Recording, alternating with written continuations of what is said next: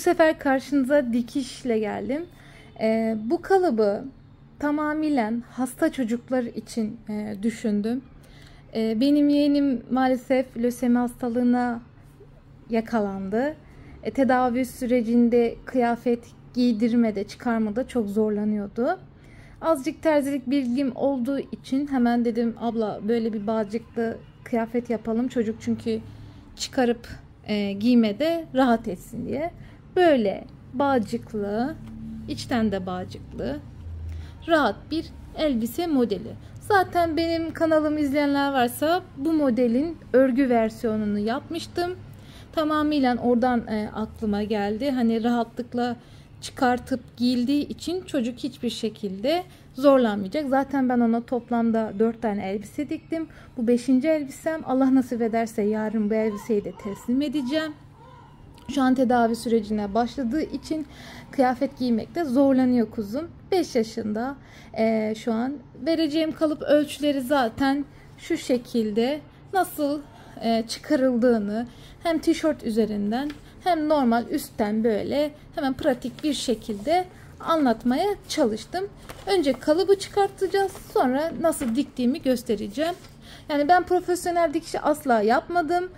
Tabii siz bu modeli gösterip şöyle kalıpları terziye gösterip size hemen çıkartır, uygun fiyata da diker diye düşünüyorum. Yani tavsiye ediyorum, hasta çocuklar için, hasta bebekler için mutlaka böyle geniş, rahat elbiseler çocuklarınıza diktirin. Ben dikmiyorum. Sadece Instagram'dan bana çok dua edenler oldu. Sümeyye'm için. Sümeyye kızımız için dualar okundu, toplandı. Çok kişi yazdı. Hasta çocuklar var, yatan hastalar var. Yani onları düşünerek dedim ki onlar da bu şekilde rahat kıyafetler giyip rahat etsinler yattığı sürece, tedavi olduğu sürece. Bu şekilde hanımlar. Benim yaptığım kalıp 6 yaş ama nasıl büyütürsünüz? Tam böyle güzel anlatmaya çalıştım. Yani mutlaka hatalarım, eksiklerim olur. Yorumları mutlaka yazın.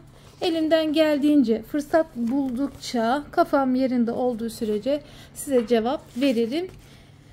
Böyle hanımlar. Bakın arka kısmı da şu şekilde. Normal hemen kalıbını çıkartsanız yani günde 3-4 tane rahatlıkla dikersiniz ya da diktirirsiniz. Poplin ve şile bezi kumaşları gayet uygun oluyor çocuklar için. Çünkü kumaş böyle naylonsu falan olmasın, terletiyor. Bir de kaşındırma problemleri olmaması için bu şekilde yapabilirsiniz ya da yaptırabilirsiniz. Ben asla dikiş yapmıyorum. Hani bana sakın sipariş vermeyin. Dikiş olarak asla sipariş almıyorum. Bu şekilde hanımlar önce kalıp yapmaya, çıkartmaya başlayalım. Şimdi hanımlar dikişe başlamadan önce hemen bir kalıp göstereceğim size. Kalıbı nasıl pratik bir şekilde her yaş bedene göre çıkartabiliriz. Onu detaylı bir şekilde size anlatmaya çalışacağım. İster böyle elinizde bir tişört ile ya da böyle eğer kalıbınız varsa bu kalıp üzerinden model değiştirerek de yapabiliriz. Ama ben hem buradaki kalıbı göstereceğim hem tişörtte nasıl kalıp çıkartır onu anlatacağım. Şimdi bakın böyle. Bu ön parça kravuza gelen bağcıklı olan ön parça 2 tane olacak. Biri sol. Bakın biri sağ taraf bu şekilde.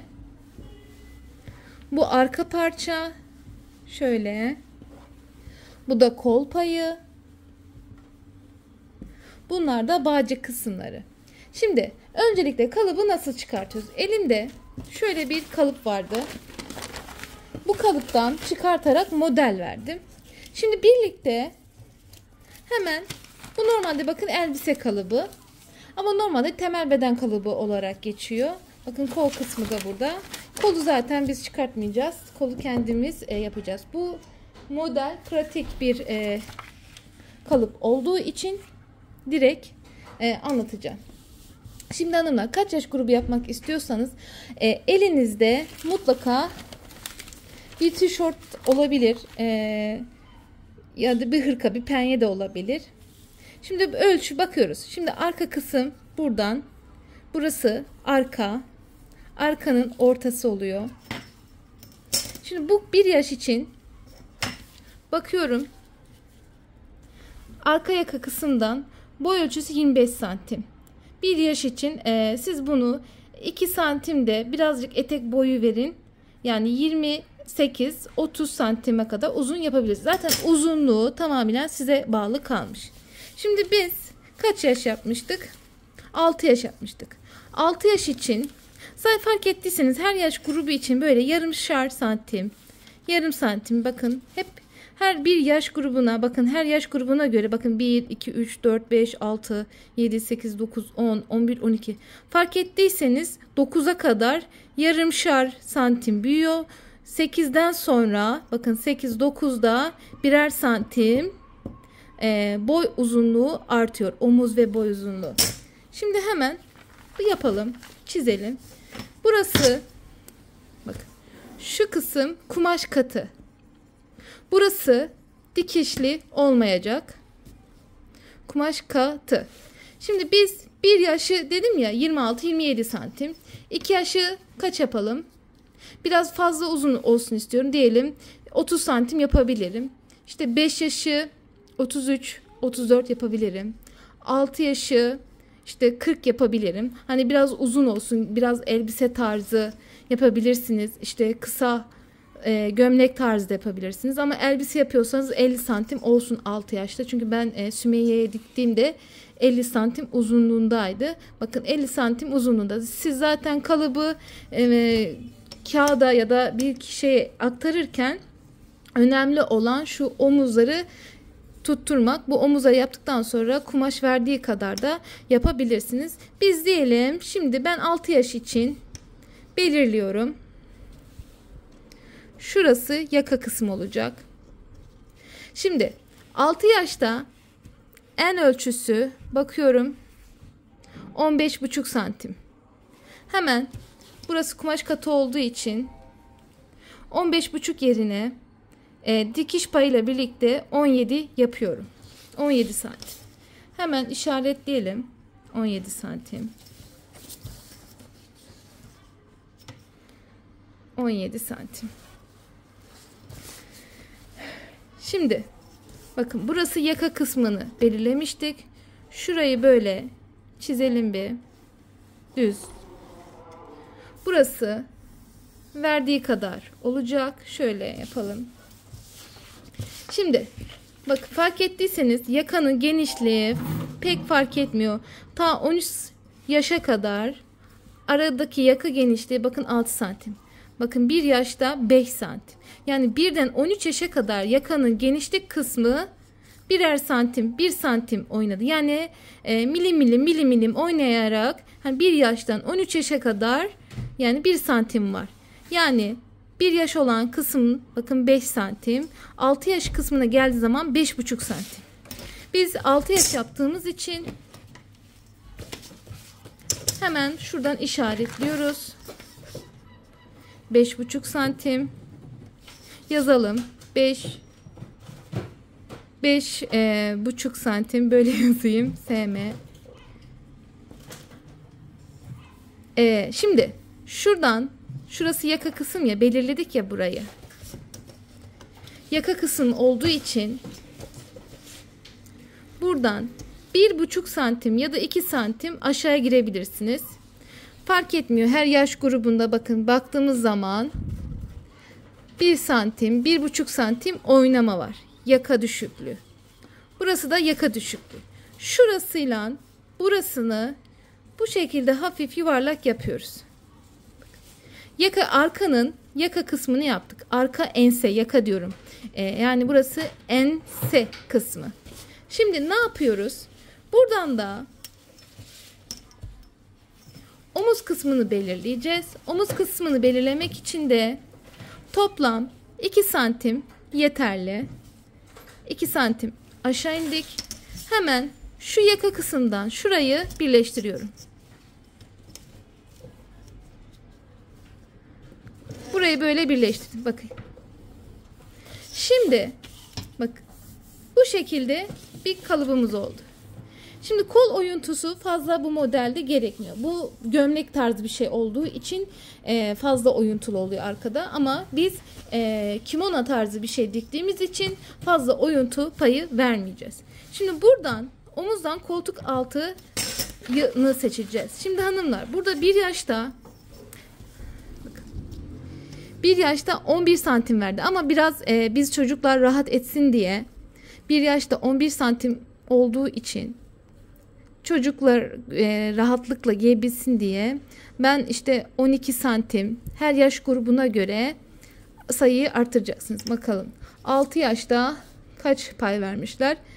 14 santim. Yani birer santim arttırırsanız bu kol evinin genişliğini büyük düşürmeniz lazım. Çünkü hasta çocukların rahatlıkla giyebilmesi için bunu mutlaka yapmanız lazım. Şimdi benim için şöyle göstereyim.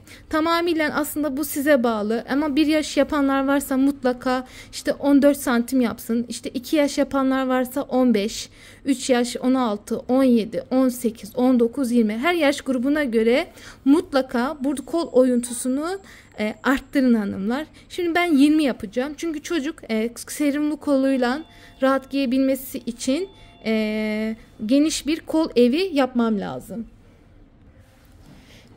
Şimdi dediğim gibi genişi olması için 20 santim yaptık. Zaten dikiş payıyla birlikte yapıyoruz. Burayı işaretledik. Değil mi? Şimdi hemen şuradan da 1 santim işaretliyoruz. Sadece 1 santim. Buradan hafif kavisli geldim. Çok hafif şöyle yukarı doğru dümdüz çıkıyorum. Şöyle çizemedim. Bakın. Dümdüz burayı çizdim. Şurayı silelim. Karışmasın aklınız. Bakın. Arkanın temel bedeninin üst kısmını yaptık.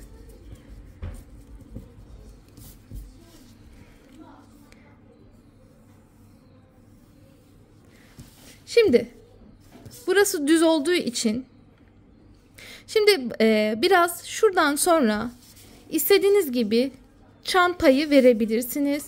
Tam düz olmasın. Hafif böyle 5 santim isterseniz 4 santim 5 santim ne kadar istiyorsanız kumaşınız ya da ne kadar veriyorsa mutlaka buradaki açıklık kısmını yapın. Çünkü hani elbisenin geniş bol rahat olması lazım.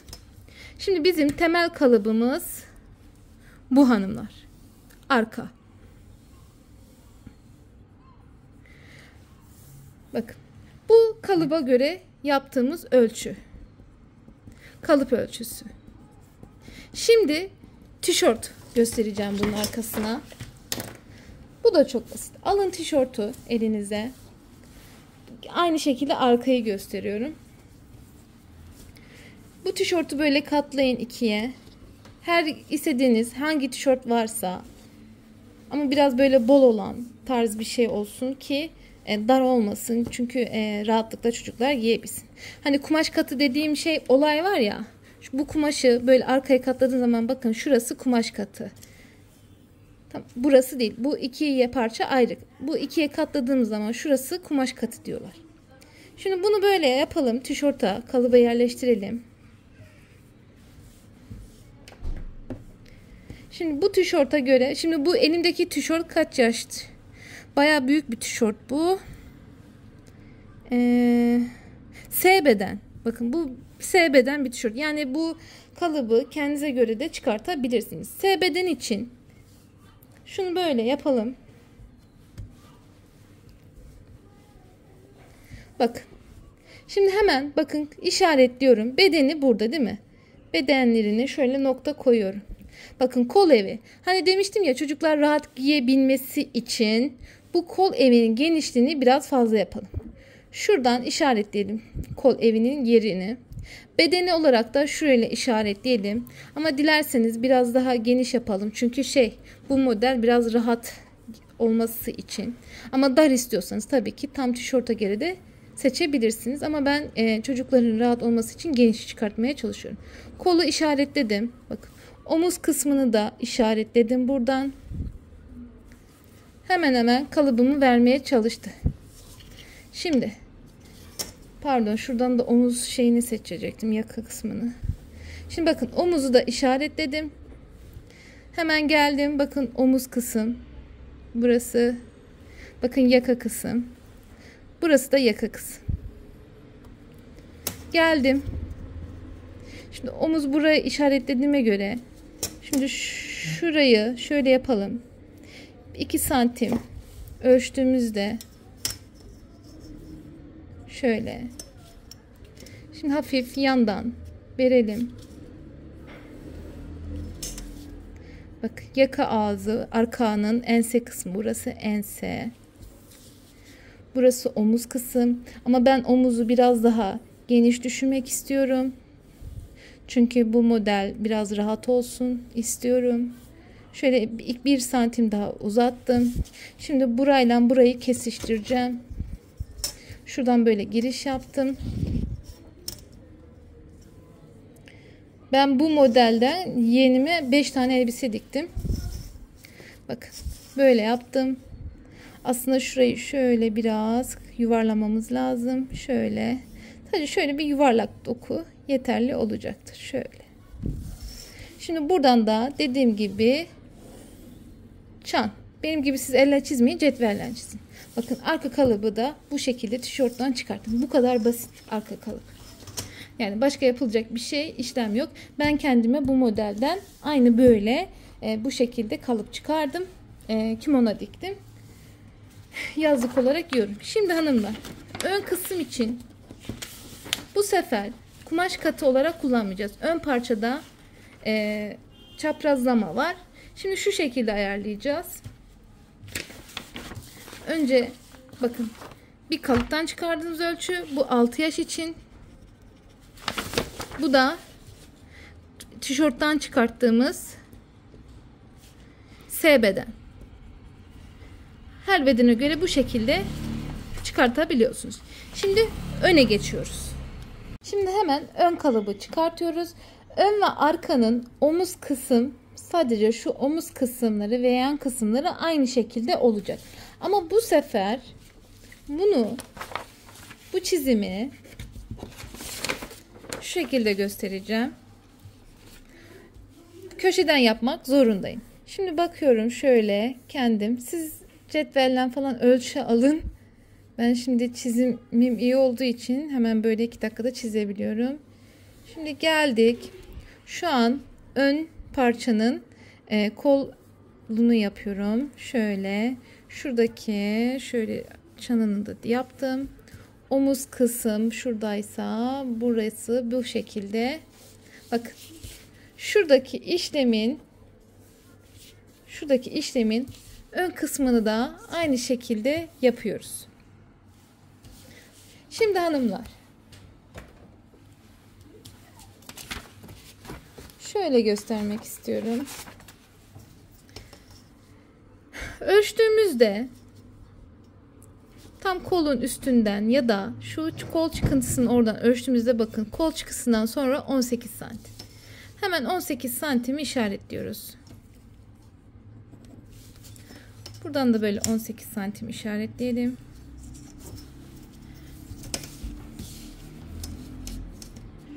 Buradan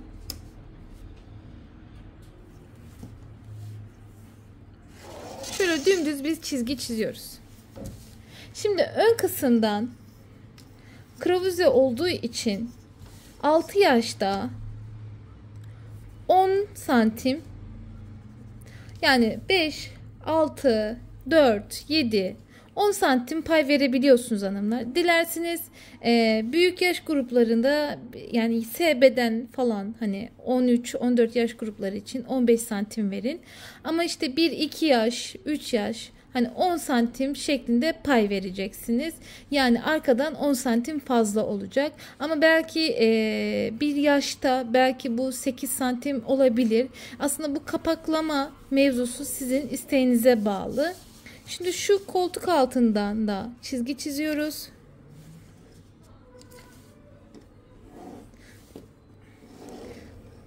Böyle çizgi çizdim tam koltuk altından.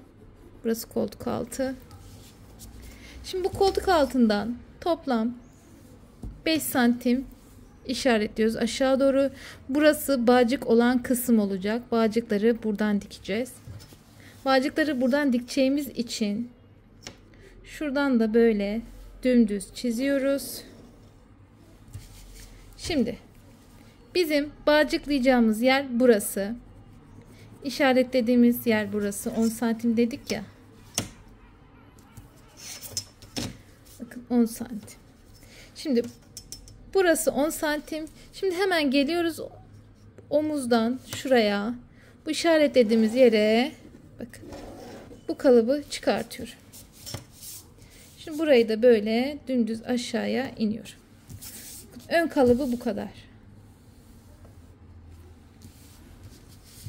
Benim kullanacağım temel kalıp şurası. Burası böyle çiziyorum. Burası bağcık olan kısım. Bağcık ekleyeceğiz. Şurası yaka kısım. Omuz, kol, yan kısım. Yan kısımda da burada da bağcık var. Bu arka kısımda da bağcık olacak. 5 santim seçip buraya da bağcık kısmı ekleyeceğiz. Hepsini inşallah dikişte göstereceğim. Şimdi hanımlar bunu böyle keseceğiz ön kısmı. Şurayı böyle keseceğiz. Şimdi tişörtten nasıl yapacağız S bedende? Ya büyük kalıp ya da küçük kalıp bir tişörtten. Aynı şekilde tekrar önünü bu şekilde alıyoruz. Aslında aynı şekilde de bu kalıptan da ölçü alıp yapabiliriz. Ama bunu size göstereyim gene tişörtten. Şöyle alıyorsunuz. Zaten ölçüler aynı hemen hemen bir.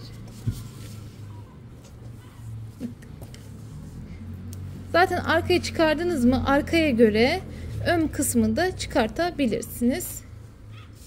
Şimdi eşit tutturabilmek için ölçmeniz lazım. Aynı bunu da böyle yerleştirip işaretlerini alıp çizebilirsiniz. 10 santimde pay verip burayı yapabilirsiniz. Şimdi ben buradaki kalıba göre hemen yapacağım. Buradaki bakın SBD'nin arkasını hemen çiziyorum. Şuradan bunu işaretledim. Şu kısmı da buradan işaretledim. Şöyle yapalım. Şurası zaten çan aşağı doğru verdik. Buradan girdiğimiz zaman omuz kısım şöyle. Bakın aynı eşit şekilde çiziyorum. Şimdi omuz kısmının genişliğine bakın. Bu omuz kısımları ön ve arkanın eşit olmak zorunda. Mutlaka ona dikkat edin. Bakın burada omuz kısım. Bakın böyle evet şurası. Bakın şu. Arka kısmın bakın omuz kısmı burada. Bunu da böyle yapıyoruz.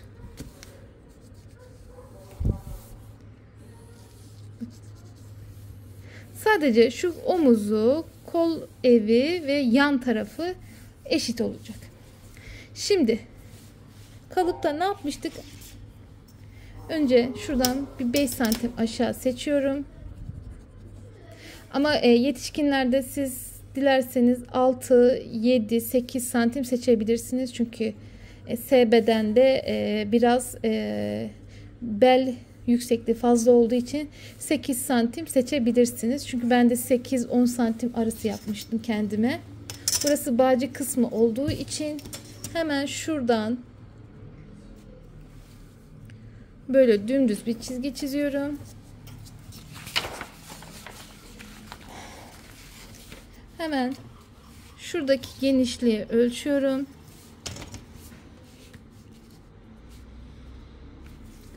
Kol 24 santim. Bakın şu kol evinin olduğu yerden ölçtüğümde, burayı ölçtüğümde 24 santim. Şimdi aynı şekilde 24 santim şuradan seçiyorum. Bakın işaret burası. Şunu da şöyle yapalım. Şöyle çizelim. Şimdi kuravize kapak olduğu için Bakın burası şey vermedi, kağıt vermedi. Şimdi bunu böyle yapıştırın bantla. Ben şimdi bantla yapıştıramadığım için yapıştırırım da sonra yapıştırırım. Şimdi buradan SB'den olduğu için fazla pay vermeyin. 12 santim yeterli. Yani 15. Yani kapak ne kadar istiyorsanız yapabilirsiniz ama fazla hani pay vermeyin. 15'ten yukarı fazla gitmeyin. Hani 10 da olur, 11 de olur, 12 de olur, hani 13 de olur. Yani 15'e kadar olur yani. Fark etmiyor. Çünkü kapak, kravuze kapak istediğiniz kadar yapabiliyorsunuz. Ben 12 santim yapıyorum SB'den için. Tam ilik yeri burası olduğu için şuraya kadar çiziyorum. Şimdi buradan aşağısını düz iniyorum. Dümdüz. Burası dümdüz olacak. Şimdi omuzdan da şurayı birleştiriyorum. Bakın gördünüz mü? Şurası bağcıklama noktası olacak. Bağcıkların dikeceğimiz yer olacak. Bu kadar basit. Kalıp çıkartma. Yani mevzu bu. Bunu böyle güzel bedeninize göre çıkartın. Yani büyüklüğü bu modelde büyük geniş oversize kesim mi ne diyorlar işte ondan diyemiyorum. Yani ne kadar geniş olursa o kadar güzel olur. Hani küçük düşürürseniz de sıkıntı olmaz. Olur bedeninize göre yaparsanız da olur. Ama ben mümkün olduğu kadar bol büyük yapıyorum ki çocuklar rahat giysin diye. Bu şekilde ön kalıbı çıkardık. Bakın burası ön yaka kısım. Burası kapak kısmı. Bağlanan yer kapak. Burası kol. Burası omuz. Burası da yan dikiş. Yan dikiş. Düz boy ipliği de burası yani. Düz boy ipliği de yani kumaşı göre bu kalıbı bu şekilde yerleştireceğiz. Yani bu kalıp bu şekilde. Kol kısmına da geçtiğimizde bakın bu SB'den şu da içerisinde tabi SB'den de şöyle bakın şöyle içerisinde bakın şu arkadaki de 6 yaş. Bu kalıbı yenilme yaptığımda tam oluyor yani geniş, bol, rahat oluyor 6 yaşta. Verdiğim ölçülerle yapın. Şimdi kol kısmı geçtiğimizde kolda da zaten basit işlem. Şimdi buradaki kolun hemen bu kalıba göre yapacağız. Hemen ölçüyoruz kolun uzunluğunu. 20 santim. Aynı şekilde de ön kısımda da bakın bu arkaya bunun kol uzunluğu da 20 santim olacak. Evet bakın 20 santim. Şimdi arka ve ön 20 santim. Şimdi biz kumaş katı olarak düşündüğümüzde kolu ikiye katlayacağız.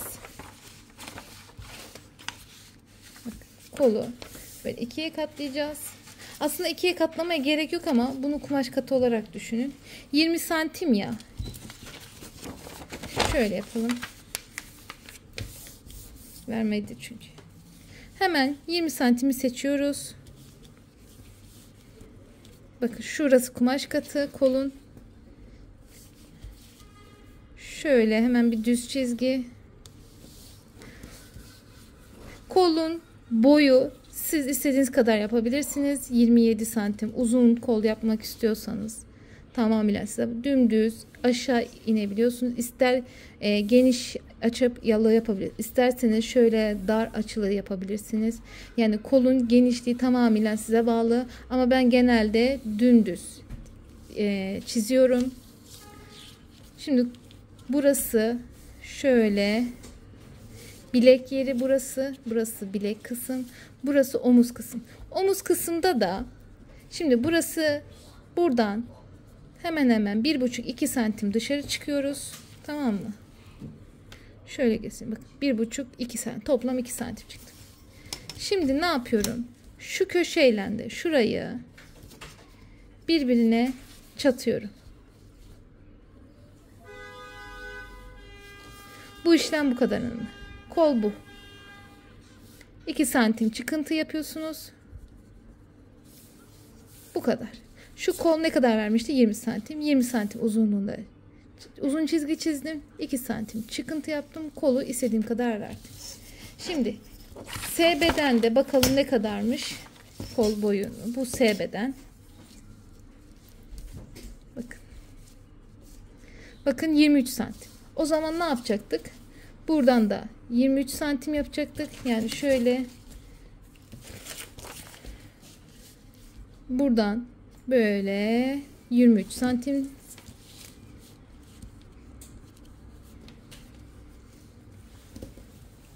kolu kumaş katı keseceğimiz için yani ön ve arkanın toplamı 46 yapar.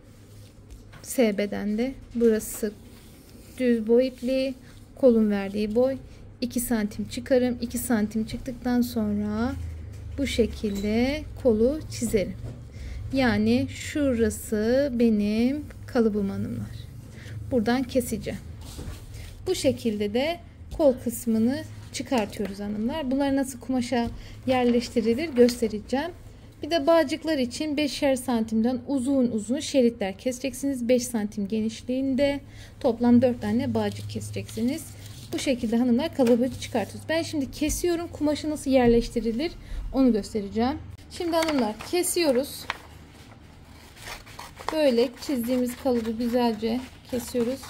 Siz bana bakmayın, ben pratik anlatmaya çalışıyorum. Mümkün olduğunca. Siz tabii güzel kesin. Ben zaten dikiş paylarıyla birlikte kalıbı çıkardım. Yeterince zaten geniş bir model oldu.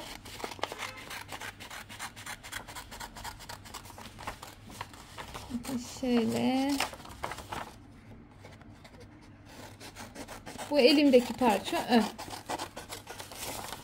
Bakın. Bu şekilde ön. Şimdi arkayı keseceğim. Bakın, ense kısmını vermiştik payını.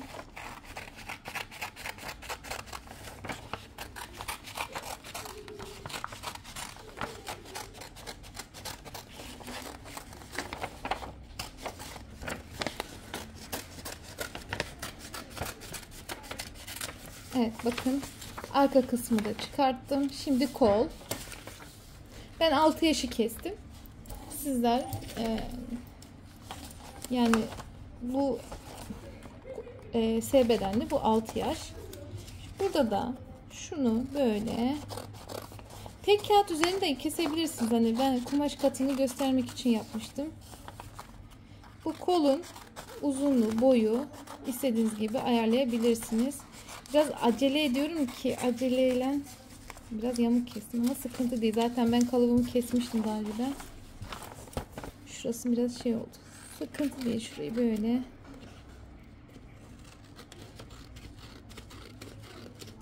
düzüyorum. Benim daha önceden kalıbım var.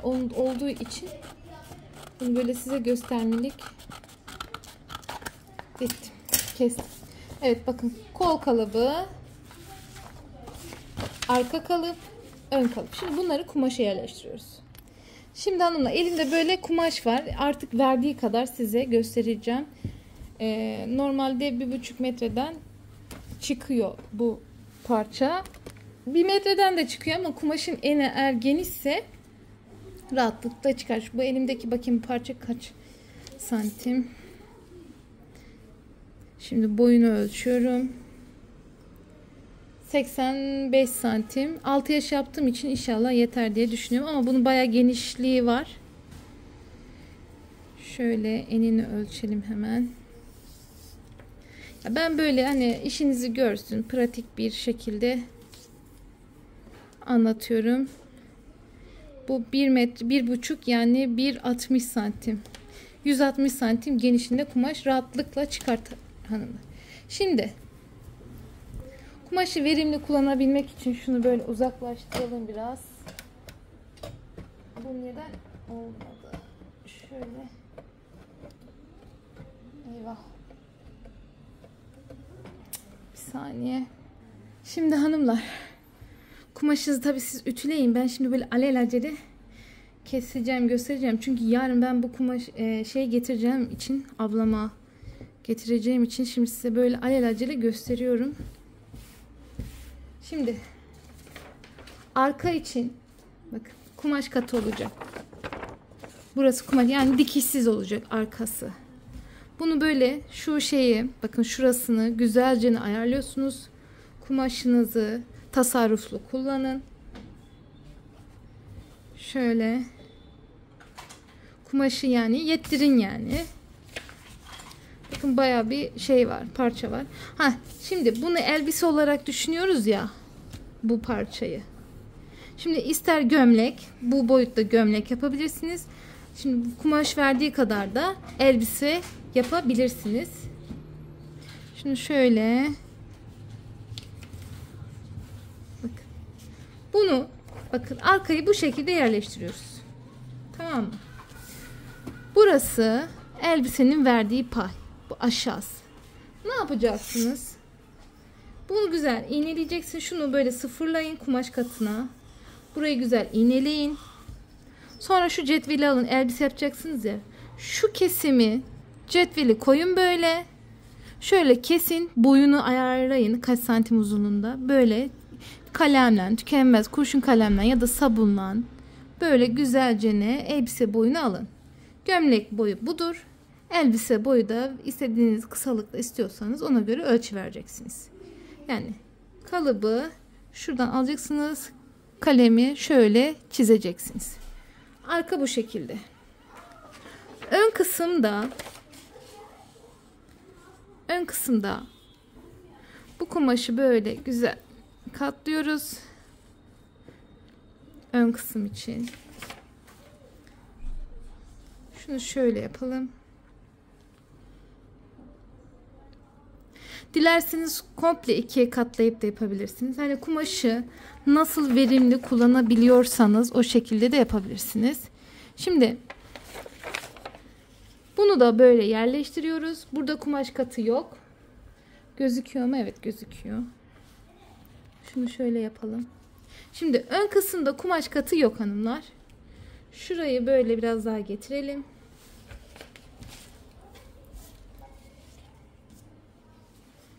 Bakın. Burayı böyle getirdiğinizde aynı şekilde şu kısmı aşağı doğru çiziyorsunuz. Burayı da aşağı doğru çiziyorsunuz. Etek boyunu ön ve arka eşit bir şekilde ölçüsünü alıyorsunuz.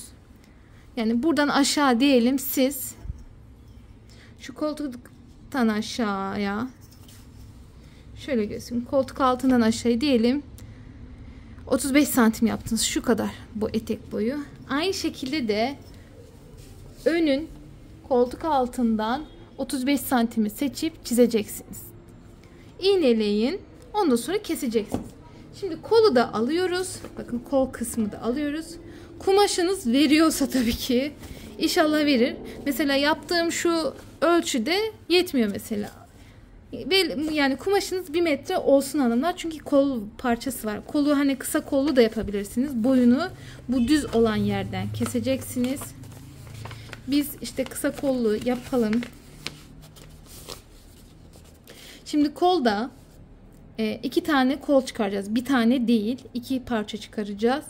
Onun için şimdi ön ve arkayı çıkardık, tamam mı? Öyle düşünün. Ön ve arkayı çıkardık. Kolda da tek bir seferde kesebilmeniz için aynı bu şekil kumaşınız, benim kumaşım şu an az gözüküyor. Bakın böyle 2'ye katlayıp sonra bunu bu şekilde yapıyorsunuz. Bakın bir kol, ikinci kol. Kumaş katı demiştim ben size. Bakın şurası kumaş katı. Şunu böyle bu kolun uzunluğu daha da uzun yapabilirsiniz. Daha da kısa yapabilirsiniz. Bu kumaş katı olan bölümüne de bunu iğneliyorsunuz bu şekilde. Bunu böyle kesiyorsunuz. Tamam hanımlar. Yani şimdi kestiğim parçaları göstereceğim size. Bakın. Kol. Çıkardığım kalıbın parçası. Bakın burada kol daha kısa. Bakın bu şekilde 2 tane adet kol çıkacak. Şimdi bu bakın ön parça kravuze kesim. Bu diğer ön parça sağ ve sol. Bakın. Şimdi bu arka parça kumaş katından kesmiştik. Bu şekilde. Bakın çan kısmını verdim. Aynı. Siz de aynı bu şekilde toplamda 1, 2, 3, 4, 5 parça çıkaracaksınız. Bir de bu uzun kumaşınız verdiği kadar çıkartabilirsiniz ama 5 santim genişliğinde olsun. Uzunluğu bunun hani bağlayacak kadar yapın, 35 santim ama 40 santim yapabilirsiniz. Bağlayacak kadar yani uzunlukta olsun. Bu şekilde. Şimdi ikinci bölümde dikişe geçiyoruz. Dikişi anlatacağım. Mümkün olduğu. Şimdi hanımlar öncelikle komple parçalarınıza ovarlak gidin. Benim ovarlağım yoktu. Zigzag bölümü var makinamda. Onu gittim. Bakın şunu yaptım. Şimdi öncelikle şeritleri dikeceğiz. Şerit hemen dikmesini göstereyim. Şu an makinem zigzag ayarındaydı. Parçası nerede? Burada. Şimdi hemen şuradaki başı katlıyoruz. Şöyle yakından göstereyim. Bakın şöyle katlıyoruz. Şunu iki kenardan da böyle ikiye katlıyorum. Biraz fazla katladım. Şöyle. Bakın iki köşeyi de böyle ikiye katlayıp bu şekilde kemer yapıyoruz. Bunu böyle makineye vuracağız.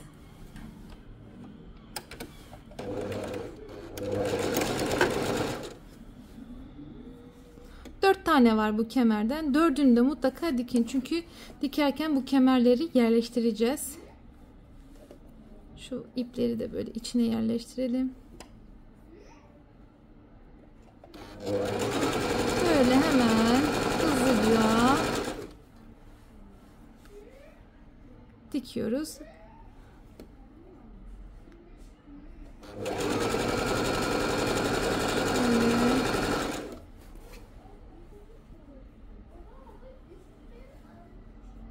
Şimdi ben bu kemeri sonuna kadar dikip geliyorum. Sonunu katlamaya gerek yok. Çünkü iç tarafta kalacağı için sıkıntı olmayacak. Şimdi ben bunu böyle yapıyorum. Diğer kemerleri de yapıp hemen omuzları birleştireceğiz.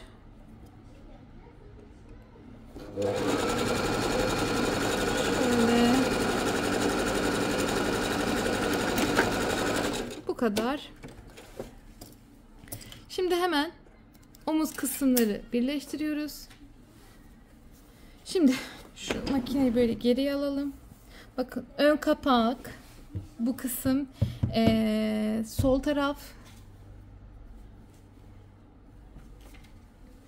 Tabi siz komple ovarlaklarını gidin, zigzaglarını gidin. Bakın ben gittim şu zigzag olan kısımları. Sonradan kıracağız tek kat. Şimdi bak ön ve sağ kapağı bu şekilde üst üste getiriyorsunuz. Şimdi, omuz olan bakın omuzları birbirine ekliyoruz. Şimdi hemen şunları birbirine ekliyoruz. Eşit bir şekilde. Şöyle gelsin.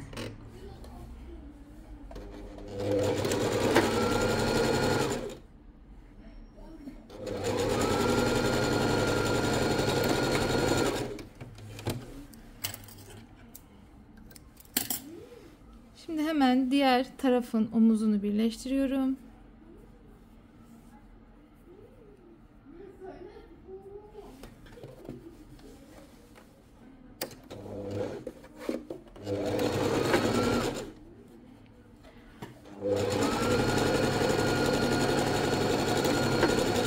Bundan o kadar çok diktim ki artık elim yani böyle alıştı. Bakın omuzları birleştirdik. Bu kadar. Şimdi hemen kol kısmına geçiyoruz. Bu kadar çok pratik bir kesim. Dikim yani. Şimdi hemen kollara geçiyoruz. Bakın. Şurası kol kısmı, yan dikiş. Burası ön yaka, tamam mı? Şimdi geldik kol kısmına. Bakın burası kol. Şu kolu böyle yapıyoruz. Tamam mı? Tam ortasını buluyoruz. Çıt atalım. Şöyle bir tane çıt atalım. Ön yüzü birbirine bakılacak şekilde getiriyoruz. Şöyle. İşte bunu, bu kolu buna güzelce ne dikiyoruz.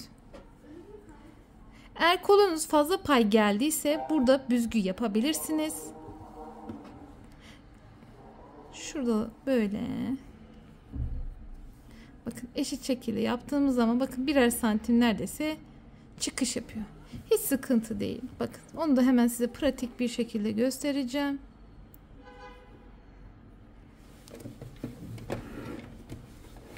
Makineyi alalım.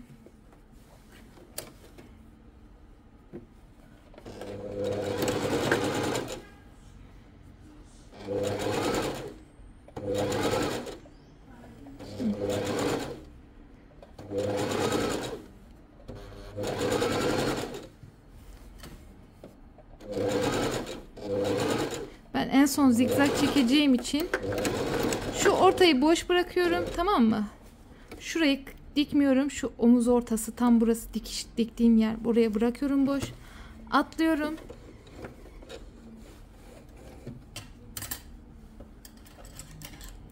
Kesin. Yani bu tam ortaya gelene kadar 2-3 santim gelsin. Şimdi geldim. Şimdi tam ölçü vermeyen hani bir kol daha 2 santim yukarı çıktığımız için pot verebilir. Hiç sıkıntı değil. Hafif büzgü yaparak, pili yaparak biz burayı kapatacağız. Şimdi şurayı da böyle yapıyoruz. Bakın.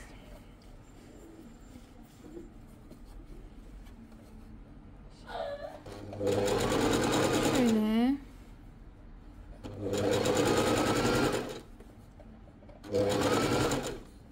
Bakın kolda bayağı pay oldu. Hiç sıkıntı değil. Şimdi burası bana ters geldiği için kolu üst tarafa alacağım.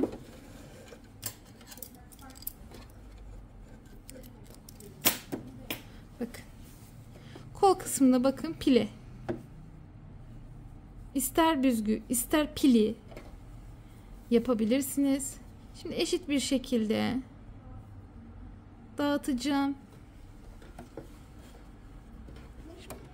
Ben şimdi pratik dikiş falan hani bildiğim için elimle ayarlayacağım ama sizler mutlaka iğne ile kullanarak yapın. Şimdi tam ortası burası olduğu için şunu böyle koyuyorum. Tam ortası işaretledik ya. Buraya yapalım, tamam mı? Ben burada 2 tane pili atacağım, minik minik. Yeterli olacaktır. Evet. Siz iğneleyip de yapabilirsiniz. Bak şöyle 2 tane mini pili attım. Şimdi buradaki pilileri de bu tarafa doğru birbirine bakacak şekilde pili atıyoruz. 2 tane tabii ki sağlı sollu 2 taraf birbirine bakıyorlar. Siz mutlaka elinizle iğneleyin ya da terleyin, hani bir şekilde yapamayabilirsiniz. Ben şimdi elim alışkanlık olduğu için rahatlıkla yapıyorum. Şimdi hemen diğer kolu da yapacağız aynı bu şekilde ama yapmadan isterseniz diğer kolu da böyle takın. Şimdi aynı şekilde geldik bu tarafa. Şimdi bakın diğer parça, diğer tarafın kol kısmı. Geldik. Ne yapmıştık? Tam ortadan ikiye katlıyoruz.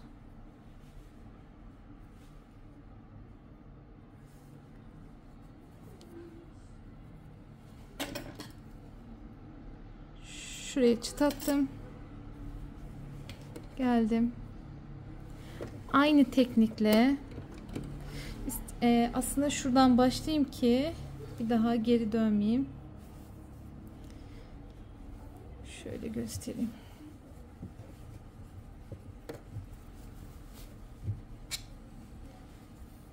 Şimdi böyle kol kısım gelecek.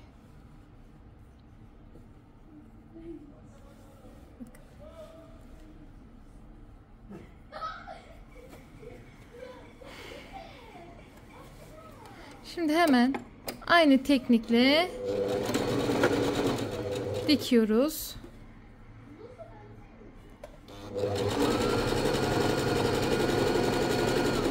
Kola 2 santim, dikiş yerim 2 santim kalana kadar diktim. Şimdi burayı da, eğer kumaşınız tam veriyorsa vurun gidin.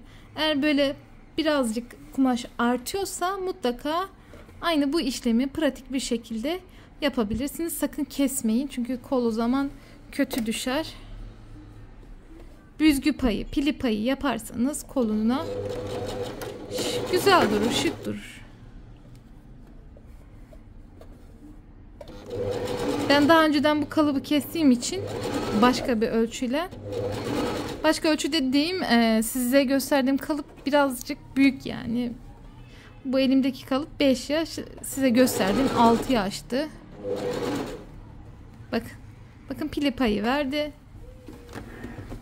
Aynı tekniği yapacağız. Şimdi 2 parmak kalana kadar yaptım.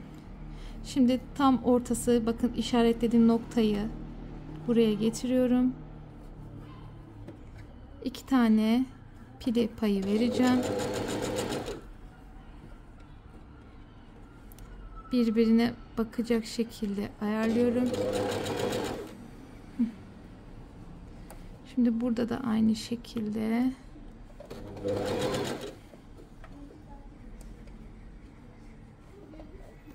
şurayı da şöyle katlıyorum. İsterseniz de büzgü de yapabilirsiniz. Tamamen size bağlı. Şimdi hani dedim ya size 5 santim koltuk altından, şurayı göstereyim size. Bakın şurası var ya, dedim ya size bağcık yeri. Bağcık yeri dediğim yer şu kısım. Şunu iç mi dış mı onu ayarlayacağız. Kapağı hangi taraftan istiyorsanız ona göre belirleyeceksiniz. Fark etmiyor zaten bağlama tarzı. İster sağ kapak ister sol kapak üzerine gelsin, fark etmiyor. Şimdi şu kolu şuraya birleştiriyoruz. Kolun dikiş kısmı, şu dikiş olan yerler şöyle eşit bir şekilde gelecek. Ben hemen şuradan mandallayayım. Mümkün olduğu kadar hani size pratik anlatıyorum. Şöyle. Şimdi 5 santim demiştik. 6 santim, 5 santim işaretliyorum. 5-6 santim şurada. Şimdi şu katladığımız köşe değil, katlamadığımız taraftan şunu böyle iç kısmı alalım. Koltuk altından 5 santim.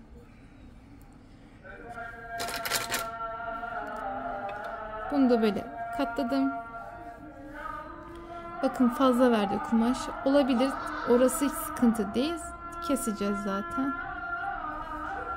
Şimdi hemen burayı komple dikiyoruz.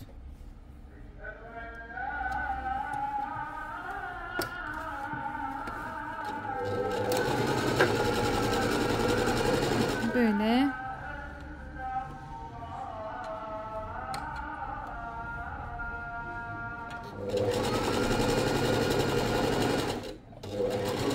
Koltuk altı olduğu için burayı böyle git gel yaptım. Şimdi burada bağcık kısım var. Bağcık kısmı da böyle elimizden tutalım ya da iğneleyin mutlaka. Bakın buraya bağcık kısmı. Burayı böyle Git gel yapın ki sağlam olsun. Şimdi sonuna kadar burayı komple dikin. Şimdi bakın kolu diktik. Bakın askı bağcık olan kısım burada dış tarafta kaldı. Bu zaten bu taraf sol taraf. Elbisenin sol tarafı. Kolunu zaten kırıp temizleyeceğiz. Şimdi sağ tarafı aynı teknikle dikeceğiz ama bu sefer bağcık kısmını dış kısmına yerleştireceğiz. Yani şöyle burayı böyle montalayın. İğneleyebilirsiniz de. Bakın koltuk dikiş hatları aynı şekilde gelecek. 5 santim mutlaka ölçün, zaten şurada. Bakın bu kısım içeride kalacak. Burası katladığımız yer, katlanmayan yeri şuraya dış taraftan aynı bu şekilde katlayacağız. Bu iğneleyeceğiz. Yani bunu içe almayacağız. İç tarafta yani bu şekilde olacak. Bu böyle kalacak. Tamam mı? Bunu içe almıyorsunuz. Ama diğerinde ne yapmıştık? İç kısmı almıştık. Bakın burada iç kısmı aldık derken yani dışarıda. Bir bağcık dışarıda kalacak. Bir bağcık da içeride kalacak. Şimdi aynı şekilde burayı komple şuradan geliyorsunuz koltuk altına. Burayı da aynı gösterdim. 200 zikzak giderek böyle komple dikiyorsunuz etek ucuna kadar. Şimdi hanımlar bakın. Komple yaptık. Bitirdik. Kolu diktik. Yanları da diktik. Şimdi artık tek kat kıvırıyoruz. Overlock çektiğimiz için kumaşımız biraz attığı için tek kat kıracağım zaten, gerek yok. Overlock çektik, sıkıntı olmayacak. Şimdi şu uç kısım var, uç kısım. Buraya bağcıklarını dikeceğiz. Şimdi şöyle biraz uzaklaştıralım. Şimdi ne yaptığımı bir göstereyim size. Bakın şöyle. Bakın. Kaftan gibi bağcıklı bir elbise. Şimdi şu uç kısımlara da bağcık dikeceğiz. Bunu sakın unutmayın. Şimdi şuradan şöyle gelelim. İncecik katlayalım. İsteyen 2 tane de katlayabilir ama incecik böyle bir dikiş yeterli olacaktır. Zaten zikzakı gittiğimiz için yeterli. Şöyle elhamdülillah. Böyle ince ince dikiyoruz.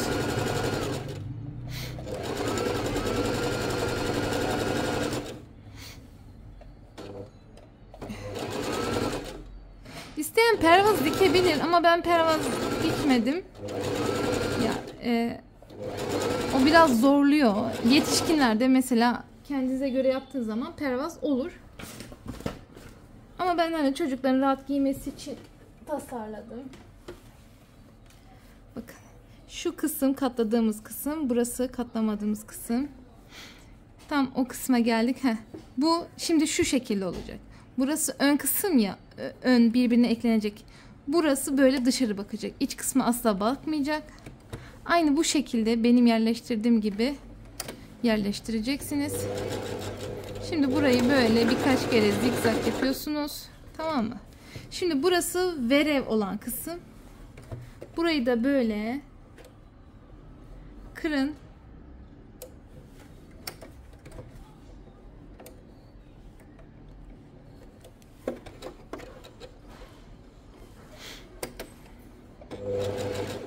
Şimdi alelacele dikiyorum, yani yetiştirmem lazım. Yarın bu elbiseleri teslim edeceğim kızıma. Bu arada dualarınızı bekliyorum. İnşallah bir an önce tedavisini olur, bitirir. Bütün hastalarımız bir an önce iyileşsin. Şöyle bakın dikiyoruz hanımlar. Bakın arka yaka kısmına geldik. Orayı da aynı şekilde böyle birer milim, yani santim de değil, milim kırdığınız zaman zaten oluyor. Kıvırma ayağınız falan varsa da olur. Yani şöyle pratik bir şekilde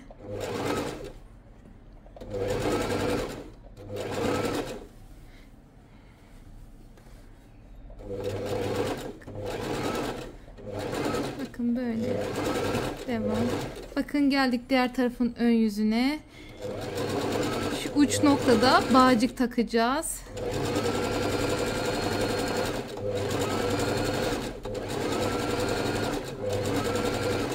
Evet, bakın uç noktaya geldik. Şimdi şurayı da, diğer bağcığımız burada. Bu kısım içeride, şu kısım dışarıda. Şimdi şu iğne indirelim, yere kaldıralım. Burayı da böyle katlayalım. Evet. Böyle bir iki yeterli oldu.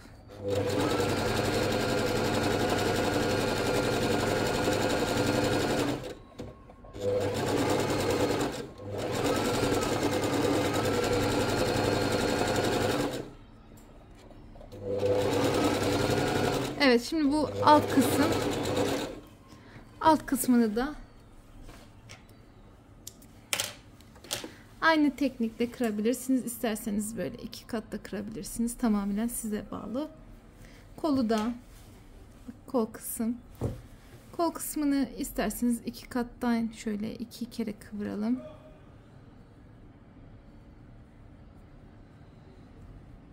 Böyle 2 kere kıvırdık mı yeterli olacaktır.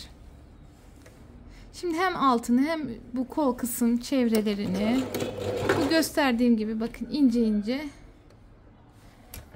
yakın mı acaba?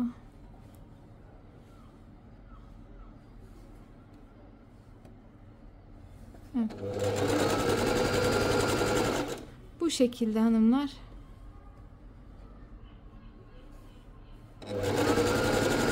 Kıvırıyoruz. Şimdi komple bitirelim. Bunları bitirelim. Bitiyor zaten, elbisemiz bitti. Son halini göstereceğim size. Evet hanımlar, bakın elbiseyi bitirdik. Bu şekilde bağcıklı bir elbise oldu. Tabi bu ütülendiği zaman gayet de güzel bir olacak. Yeter ki çocuklarımız rahat etsin. Şimdi şöyle, inşallah yanlış yapmamışımdır. Eyvah eyvah. Ha, yok. Şimdi bakın bu kısım sol taraf iç kısımdan bağlanacak. Daha ipleri bile temizlemedim. Böyle alelacele gerçekten diktim. Şöyle. Şimdi bu kısımda böyle gelecek. Böyle burasını bağlayacak. Şimdi kolunu serum takarken tişört falan penye giyerken zorlanıyordu. En azından bunda sıkıntı yaşamayacak. Kolu bakın, kol genişliği bayağı iyi. Rahatlıkla işlem yaparken doktor ablaları bu şekilde rahatlıkla kullanacak. Tabi tavsiye ederim. Aynı bu şekilde bakın, hiç çok güzel bir şekilde kalıbımız düşüyor hanımlar. Dualarınızı bekliyorum. Bana çok dua edenler oldu. Çok lösemi hastası çocuklar vardı. Sırf bu kıyafeti böyle bulmak zor. Hani diktirebilirseniz diktirin mutlaka. Ben dikmiyorum. Sadece sizin anlatmak için gösterdim. Bu şekilde diktirin, terzilere gösterin bu kalıbı. Onlar zaten hemen ben göstermeden kalıbı çıkartırlar. Hemen bu elbiseyi size yapıp verirler. Bu şekilde hanımlar elbisemiz. Bir başka videoda görüşmek üzere. Tüm hastalarımıza acil şifalar diyorum. Herkese kolay gelsin.